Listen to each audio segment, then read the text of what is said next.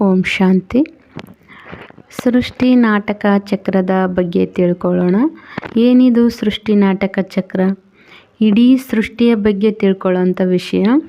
ಇಡೀ ಸೃಷ್ಟಿಯಲ್ಲಿ ಎಷ್ಟು ಯುಗಗಳು ಬರ್ತವೆ, ಒಂದೊಂದು ಯುಗ ಎಷ್ಟು ವರ್ಷಗಳ ಕಾಲ ಇರುತ್ತೆ, ಮತ್ತು ಯಾವ ಯಾವ ಯುಗಗಳು ಬರ್ತವೆ ಅನ್ನೋದ್ರ ಬಗ್ಗೆ ತಿಳ್ಕೊಳ್ಳೋಣ. ಇಡೀ ಸೃಷ್ಟಿಯಲ್ಲಿ ಈ ಭೂಮಿ ಮೇಲೆ ಮೊದಲನೇ ಯುಗ ಯಾವುದು ಅಂದರೆ ಸತ್ಯಯುಗ ಅಂತ ಕರಿತೀವಿ. ಆ ಸತ್ಯಯುಗಕ್ಕೆ ನಾವು ಬಂಗಾರದ ಯುಗ, ಸುವರ್ಣ ಯುಗ, ವೈಕುಂಠ, ಪ್ಯಾರಡೈಸ್, ಸ್ವರ್ಗ ಅಂತ ಕರಿತೀವಿ. ಈ ಸ್ವರ್ಗ ಅನ್ನೋ ಪದನ ನಾವು ತುಂಬ ಕೇಳಿದ್ದೀವಿ. ಆದರೆ ಸ್ವರ್ಗ ಅಂದರೆ ಎಲ್ಲೋ ಮುಗಿಲಲ್ಲೋ ಆಕಾಶದಲ್ಲೋ ಇರುತ್ತಾ ಅಂದ್ಕೊಂಡಿದ್ವಿ ನಾವು. ಆದರೆ ಮುಗಿಲಲ್ಲೋ ಆಕಾಶದಲ್ಲೋ ಇರ್ತಕ್ಕಂಥ ಯುಗ ಅಲ್ಲ, ಈ ಭೂಮಿ ಮೇಲೇ ಇರ್ತಕ್ಕಂಥ ಮೊದಲನೇ ಯುಗವಾಗಿದೆ. ಆಮೇಲೆ ಈ ರಾಧಾಕೃಷ್ಣ ಅವರೆಲ್ಲ ಅವ್ರ ಜೀವನ ಚರಿತ್ರೆಯನ್ನು ಕೇಳಿದ್ದೀವಿ. ಅವರೆಲ್ಲ ವೈಕುಂಠದಲ್ಲಿದ್ದರು, ಸ್ವರ್ಗದಲ್ಲಿದ್ದರು ಅಂತ ಕೇಳಿದ್ದೀವಿ. ಅದು ಸತ್ಯನೇ. ಅವರು ಸ್ವರ್ಗದಲ್ಲಿ ರಾಧಾಕೃಷ್ಣರಿರ್ತಾರೆ.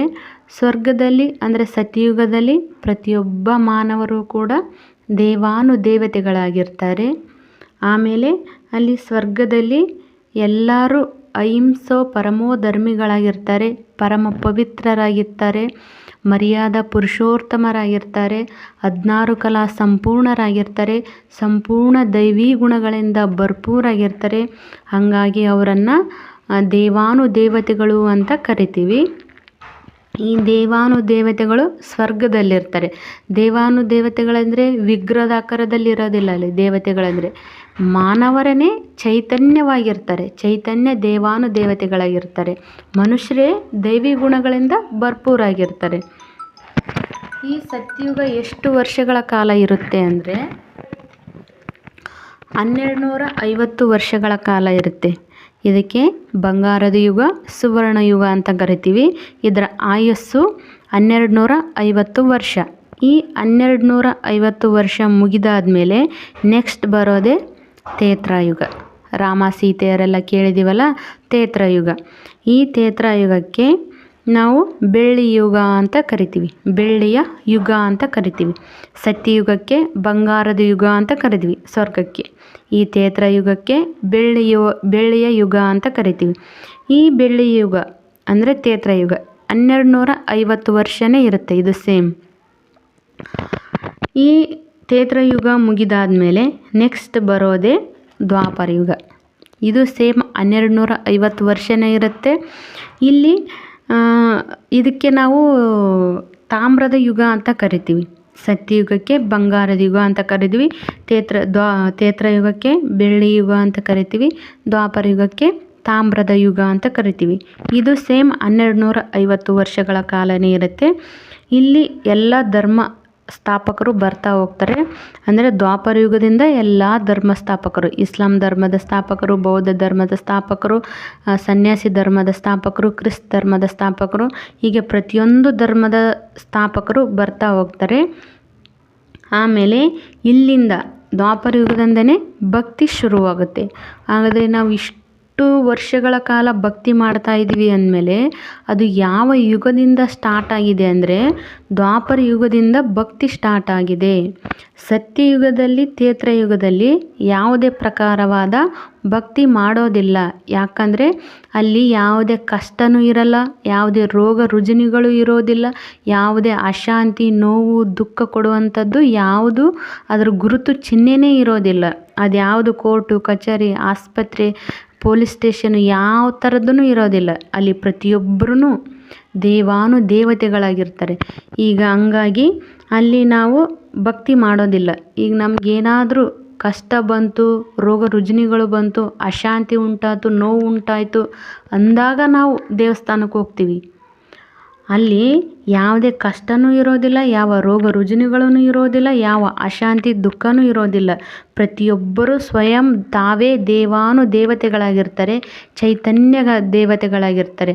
ಅವರು ಮನುಷ್ಯರೇ ದೇವತೆಗಳಾಗಿರ್ತಾರೆ. ಅಂದರೆ ದೈವಿ ಗುಣಗಳಿಂದ ಸಂಪೂರ್ಣ ಭರ್ಪೂರಾಗಿರ್ತಾರೆ. ಹಂಗಾಗಿ ಅಲ್ಲಿ ಭಕ್ತಿ ಮಾಡೋದಿಲ್ಲ.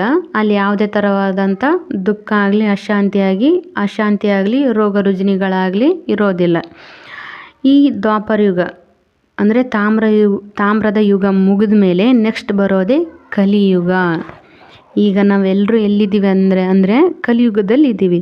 ಈ ಕಲಿಯುಗಕ್ಕೆ ಕಬ್ಬಿಣದ ಯುಗ ಅಂತ ಕರಿತೀವಿ, ಕತ್ತಲೆ ಯುಗ, ಅಂಧಕಾರದ ಯುಗ, ಪಾಪದ ಯುಗ ಅಂತ ಕರಿತೀವಿ.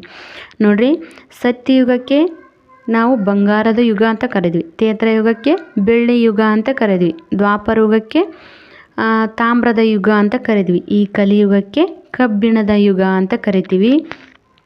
ಈ ಕಲಿಯುಗ ಎಷ್ಟು ವರ್ಷ ಇರುತ್ತೆ ಅಂದರೆ ಇದು ಸೇಮ್ 1250 ವರ್ಷನೇ ಇರುತ್ತೆ. ಈಗ ಟೋಟಲಿ ಲೆಕ್ಕ ಹಾಕ್ರಿ.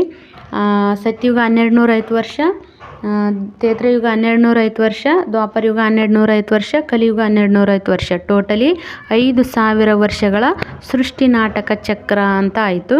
ಅಂದರೆ ಈ ಸೃಷ್ಟಿ ನಾಟಕ ಚಕ್ರ 5000 ವರ್ಷಗಳಿಗೆ ಒಮ್ಮೆ ಸುತ್ತನ್ನು ಸುತ್ತುತ್ತೆ. ಒಂದು ರೌಂಡ್ ಹಾಕಿದರೆ 5000 ವರ್ಷಗಳು ಸಂಪೂರ್ಣ ಆದ ಹಾಗೆ. ನೋಡಿ, ನಾವು ಈಗ ಸತ್ಯಯುಗ ಮುಗಿಸಿದ್ದೀವಿ, ತ್ರೇತಾಯುಗ ಮುಗಿಸಿದ್ದೀವಿ, ದ್ವಾಪರ ಯುಗ ಮುಗಿಸಿದ್ದೀವಿ ಅಂದಮೇಲೆ ಇಂಥ ಒಳ್ಳೊಳ್ಳೆ ಯುಗಗಳನ್ನು, ಪುಣ್ಯದ ಯುಗನ್ನೇ ಮುಗಿಸಿದ್ದೀವಿ ಅಂದಮೇಲೆ ಇಂಥ ಕಲಿಯುಗನ, ಪಾಪದ ಯುಗವನ್ನು ಮುಗಿಸ್ಲೇಬೇಕಲ್ವ. ಹಾಗಾದರೆ ನಾವು ಕಲಿಯುಗದ ಕೊನೆಯಲ್ಲಿ, ಅಂತಿಮದಲ್ಲಿದ್ದೀವಿ. ಈ ಕಲಿಯುಗದಲ್ಲಿ ಯಾವಾಗ ಅತಿಯಾದ ದುಃಖ, ಅತಿಯಾದ ಒತ್ತಡ, ಅತಿಯಾದ ಚಿಂತೆ, ಈರ್ಷೆ, ದ್ವೇಷ, ಅಸೂಯೆ, ಕೊಲೆ, ಸುಲಿಗೆ, ಪಾಪ, ಮೋಸ, ಅತ್ಯಾಚಾರ, ಅನಾಚಾರ ಯಾವಾಗ ಪಾಪ ತುಂಬಿ ತುಳುಕುತ್ತೋ ಆವಾಗ ಕಲಿಯುಗದ ಕೊನೆಯಲ್ಲಿ, ಸತ್ಯಯುಗದ ಆರಂಭದಲ್ಲಿ ಒಂದು ಸಂಗಮ ಯುಗ ಅಂತ ಬರುತ್ತೆ. ಆ ಸಂಗಮ ಯುಗದಲ್ಲಿ ಪರಮಾತ್ಮನ ಅವತರಣೆಯಾಗುತ್ತೆ. ಈಗ ಆಲ್ರೆಡಿ ಪರಮಾತ್ಮ ತಂದೆ ಈ ಭೂಮಿಗೆ ಬಂದು 87ನೇ ವರ್ಷವಾಗಿದೆ. ಅಂದರೆ ಈ ಕಲಿಯುಗದಲ್ಲಿ ಯಾವಾಗ ಅತಿಯಾದ ಪಾಪ ತುಂಬಿ ತುಳುಕುತ್ತೋ ಆಗ ಈ ಮತ್ತೆ ಹೊಸ ಸೃಷ್ಟಿಯನ್ನು ರಚನೆ ಮಾಡೋದಕ್ಕೋಸ್ಕರ, ಸೃಷ್ಟಿಯನ್ನು ಪರಿವರ್ತನೆ ಮಾಡುವುದಕ್ಕೋಸ್ಕರ ಪರಮಾತ್ಮ ತಂದೆ ಈ ಭೂಮಿಗೆ ಅವತರಣೆಯಾಗ್ತಾರೆ. ಕಲಿಯುಗದ ಕೊನೆಯಲ್ಲಿ, ಸತ್ಯಯುಗದ ಆರಂಭದಲ್ಲಿ, ಮಧ್ಯದಲ್ಲಿ ಸಂಗಮ ಯುಗ ಅಂತ ಬರುತ್ತೆ. ಅದು ಒಂದು 100 ವರ್ಷಗಳ ಕಾಲ ಇರುತ್ತೆ. ಅದಕ್ಕೆ ವಜ್ರ ಸಮಾನ ಯುಗ ಅಂತ ಕರಿತೀವಿ. ನೋಡ್ರಿ, ಇಲ್ಲಿ ಯುಗಗಳ ಆಯುಸ್ಸು ಏನು ಬದಲಾಗಲಿಲ್ಲ, ಎಲ್ಲವೂ ಸೇಮ್ 1250 ವರ್ಷ, 1250 ವರ್ಷ, 1250 ವರ್ಷ, 1250 ವರ್ಷನೇ ಆಯಿತು. ಆದರೆ ಇಲ್ಲಿ ನೋಡಿ, ಸತ್ಯಯುಗದಲ್ಲಿ ಬಂಗಾರದ ಯುಗ ಅಂತ ಕರಿದ್ವಿ, ತ್ರೇತಾಯುಗದಲ್ಲಿ ಬೆಳ್ಳಿ, ಆಮೇಲೆ ದ್ವಾಪರ ತಾಮ್ರ, ಕಲಿಯುಗ ಕಬ್ಬಿಣ ಅಂತ ಕರಿದ್ವಿ. ಅಂದರೆ ಪ್ರತಿಯೊಬ್ಬ ಮಾನವನಲ್ಲಿ ಇರ್ತಕ್ಕಂಥ ಗುಣಗಳು ಕ್ಷೀಣಿಸ್ತಾ ಬಂದವು ಅಂತ ಅರ್ಥ.